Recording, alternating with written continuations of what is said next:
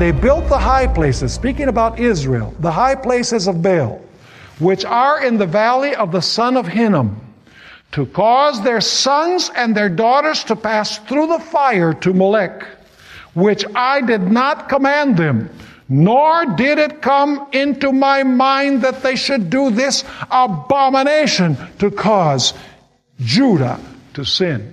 Do you know what the principle is behind this? Do you know why Israel and the ancient nations burned their children to God?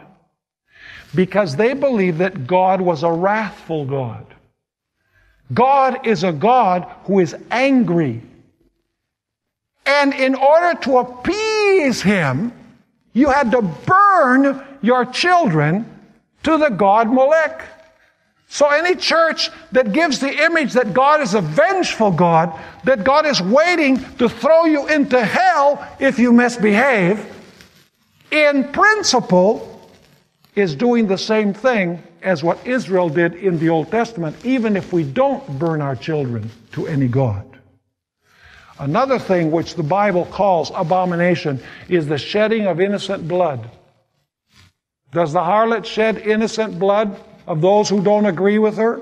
Absolutely. Ezekiel 22 and verse 2. Moreover, the word of the Lord came to me, saying, Now, son of man, will you judge? Will you judge the bloody city? Yes, show her all her abominations. And Proverbs 17 verse 15 says, He who justifies the wicked and he who condemns the just. So any church that in its history has condemned the just and justified the wicked, what is this? Both of them are alike, what? An abomination to the Lord. Another thing that the Bible calls an abomination is homosexuality. And I know that it's not politically correct to deal with this, but the Bible says it. Leviticus chapter 18 and verse 2 says, You shall not lie with a male as with a woman. It is an abomination. Now I'd like to talk about the greatest abomination of all that is spoken of in the Old Testament. The greatest abomination that the Bible describes, the greatest description of the wine, the fermented wine, is worshiping the sun. Notice Ezekiel chapter 8 and verses 16 and 17. As I mentioned in our last lecture, God shows Ezekiel an abomination, and Ezekiel says, Wow, that's pretty bad, Lord. And God says, You haven't seen anything yet. I'm going to show you a worse abomination than that one. He says, Really?